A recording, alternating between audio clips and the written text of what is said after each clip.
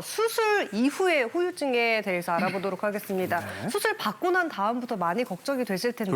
그러니까요. 이럴 때 주의하셔야 됩니다. 먼저 위 수술 후에 소화가 안 되고 설사를 해요 이랬는데 수술 이후 후유증 보통 어떤 것들이 있다고 볼 수 있을까요, 교수님? 이제 보통 이제 수술 이후에 이제 급성의 합병증하고 이제 만성의 합병증을 좀 구분을 하실 필요는 있겠습니다. 네. 물론 뭐 급성에 대한 거는 우리 또 김 교수님이 외과 교수님께 계시기 때문에 워낙 네. 전문가시겠지만 네. 아마도 이 경우는 이제 조금 수술한 지 조금 시간이 지났는데 그래도 자꾸 소화가 안 되고 설사를 한다. 그러니까 당연히 이제 위를 잘라내고 장을 잘라내고 보통은 이제 뭐 복부 장기를 수술한 그런 경우가 되겠습니다만은 그러니까 음식 습관이라든지 그다음에 생활 습관이 어떠냐에 따라서 이런 증상이 생기기도 하고 안 생기기도 할 것 같고요. 보통 수술 이후에 조심해야 될 식사 습관이라든지 이런 거 다 우리 주치 선생님들께서 알려주시기 때문에 그걸 그대로 잘 따라서 하신다면 큰 문제는 없으실 거고요. 시간이 지나면서 점차적으로 이렇게 회복이 될 거기 때문에 너무 걱정하실 필요는 없을 것 같습니다. 네. 주치 선생님의 지도에 따라서 잘 드시고 운동하시면은 큰 걱정하지 않으셔도 되겠습니다. 네. 네. 그리고 기능적인 문제와 더불어서 아플 때도 있잖아요. 이럴 때 네. 더 걱정이 되죠. 맞아요. 여기 지금 사이렌 5개 들어왔습니다. 가스가 잘 안 나오면서 복통이 심하다. 이러면은 뭐 수술 잘못된 거 아니야? 이런 걱정이 들거든요, 김 교수님. 네, 이런 증상은 아마도 유착에 의한 장폐색일 가능성이 있는데요. 그 장이 장과 붙거나 아니면 복부 장기, 복벽에 들러붙을 수가 있습니다. 이걸 유착이라고 하는데요. 그 복부 수술을 하게 되면 그 수술을 하기 위해서 째는 상처 그리고 그 복부 장기를 떼어낸 부위에 또 상처가 생기게 됩니다. 그리고 수술을 하면서 장을 이렇게 만지게 되고 치우게 되고 그러면서 눈에 보이지 않게 미세한 손상들이 발생하는데요. 이것들이 다 이제 낫는 과정이 필요한데 낫는 과정에서 서로 들러붙을 수가 있습니다. 그걸 유착이라고 하고 유착은 그래서 대부분의 수술 후에 어느 정도 일정 정도 이상은 발생을 하게 되고 유착 자체가 증상을 일으키는 건 아닙니다. 그래서 대부분 모르고 그냥 지내시는 경우가 많은데요. 예. 유착이 좀 심한 경우는 장이 이렇게 좁아져서 음식물이 안 내려가면서 그 소화불량이나 복통 같은 거를 유발할 수가 있습니다. 또 특히 그 유착 부위를 주변으로 장이 이렇게 꼬이는 경우는 갑작스러운 심한 복통이 발생하게 돼서 응급실로 방문하는 경우가 있습니다. 아니 그럴 경우에는 어떻게 해야 되나요? 붙은 부위가 그냥 저절로 떨어지나요? 유착이 심해서 장이 이렇게 막힌 경우에는 유착을 떼어내는 유착 박리술을 하기도 하는데요. 이 수술 자체가 유착 박리술 수술 자체가 또 유착을 유발할 수가 있기 때문에 유착성 장폐색 같은 경우는 대부분의 경우는 그 금식 등의 비수술적 치료를 시행하게 됩니다. 그리고 대부분의 경우는 비수술적 치료로 치료가 되고요. 그렇지만 그 비수술적 치료로 치료가 안 되는 경우이거나 아니면은 그 장으로 가는 혈류가 장애를 일으키는 그런 상황에서는 수술적 치료가 필요하겠습니다.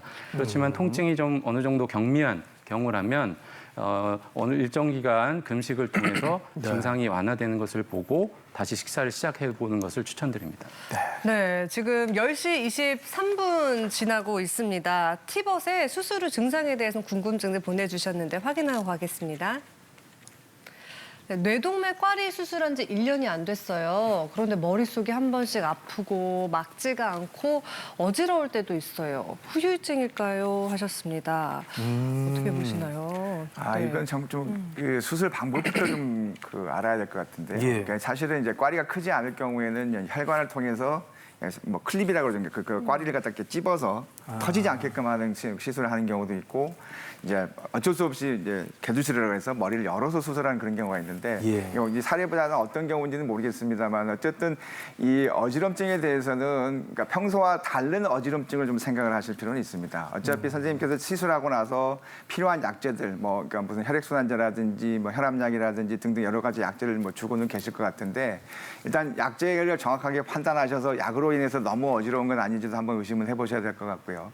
어지럼증 부분은 나의 그러니까 상태, 내가 그냥 걸어가면서 비틀비틀 술이 취한 것처럼 한쪽으로 치우치는 정도의 어지럼증 이런 거라 그러면 상당히 이제 뇌에 대해서 특히나 손해에 대해서는 걱정이 되기 때문에 확인하실 필요가 있지만 갑작스러운 어떤 자세의 변화, 뭐 앉았다 일어났다라든지 어떤 급작스러운 자세 변화 때문에 그러신 거라 그러면은 그런 자세에 주의만 하시면 될 것 같고요. 어쨌든 평상시 생활하고 똑같은 일상생활에서 어떤 변화가 생긴 어지럼증이라고 그러시면은 주治선생님하고 한번 상의를 하실 필요는 있겠습니다. 네, 일단은 복약 상담하시고 추적 관찰도 꾸준히 하실 필요가 있겠고요. 네. 그다음 질문 보도록 하겠습니다. 위암 수술 후 식단도 열심히 따라해서 먹어보고 또 천천히 운동도 하고 할 수 있는 거는 다 해보려고 하는데 여전히 회복이 더뎌서 불안합니다. 병원 가서 관리를 받아보는 게 나을까요? 그러니까 이게 뭐 소화가 좀 안 된다 그런 의미일까요, 표정원 교수님? 예, 그런 것 같습니다. 예. 일단 우리가 위 수술을 하게 되면 위를 전부 잘라내지 않고 부분만 잘라내더라도 위장관의 구조가 바뀌는 거기 때문에 일정 정도의 적응 기간이 필요합니다. 보통 6개월 정도면은 원래 드시던 식사량을 회복하시게 되는데요. 그 기간 동안에는 조금씩 드셔야 되고 조금씩 드시니까 자주 드실 필요가 있겠습니다. 또 한 가지는 덤핑 증후군이라는 후유증을 겪을 수가 있는데요. 이 덤핑이라는 거는 뭔가 많은 물질을 한꺼번에 쏟아내린다 하는 의미입니다. 원래는 우리가 위와 십이지장 사이에 유문이라는 게 있어가지고 위 내용물을 십이지장으로 천천히 내려보내주는 역할을 합니다. 조절해서. 그렇지만 위 수술하고 나면 이 유문이 없어짐으로써 소화가 덜 된 농도가 높은 음식물이 소장으로 빨리 넘어가게 됩니다. 그래서 오심이나 구토 등의 증상이 발생할 수가 있고 복부 불편감이 있다가 설사를 하게 되는 증상이 발생할 수가 있습니다. 또 심한 경우는 혈관 내 혈액량이 좀 부족해지면서 심계항진, 심장이 두근두근거린다든지 식은땀이 난다든지 아주 심한 경우는 실신까지 올 수 있는 것으로 되어 있습니다. 그래서 음식물이 좀 천천히 내려갈 수 있도록 천천히 꼭꼭 씹어 드시는 것이 좋겠습니다. 네.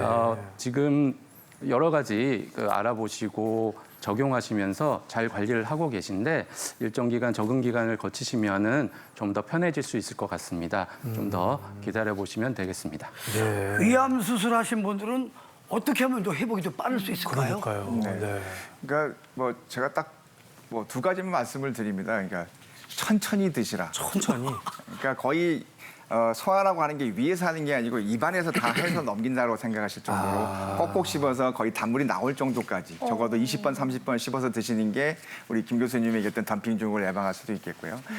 보통 우리가 3끼를 먹지만 6끼, 9끼로 나눠서 드시라고 말씀을 드립니다. 그러니까 너무 한꺼번에 예전하고 똑같이 드시면 당연히 이게 위를 잘라냈기 때문에 소화시키는 능력이 떨어진 상태라서 힘들기 때문에 그러니까 여러 번 나누어서 드셔서 하시는 거고요. 또 하나 말씀드린 거는 이제 수술 이후에 빈혈의 측면도 있지만 회복을 위해서는 고단백질 식사를 하셔야 되니까 제가 농담 삼아서 말씀을 드립니다. 밥은 안 드셔도 고기는 드셔야 된다고 제가 말씀을 드리거든요. 그러니까 살코기 위주로 해서 단백질이 풍부하고 덤핑 증후군을 일으킬 수 있는 뭐 탄수화물, 고탄수화물, 당질이 풍부한 이런 음식들 조금 피하시면서 천천히 제때 여러 끼 나눠서 드시는 게 가장 빠른 회복을 돕는 방법이 되겠습니다. 네. 근데 아무리 이제 양 조절을 해도 하루에 6개, 9개씩 먹으려고 하면 좀 이게 과식하게 되지 않을까 싶은데 사람마다 또 다 필요한 게 다를 테고 어느 정도가 적정량인 거예요, 교수님? 네, 맞습니다. 사람마다 다른데요.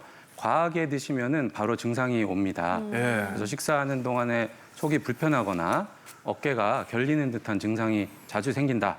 이거는 본인이 좀 과하게 드시고 있다는 것을 뜻하기 때문에 식사량을 줄일 필요가 있겠습니다.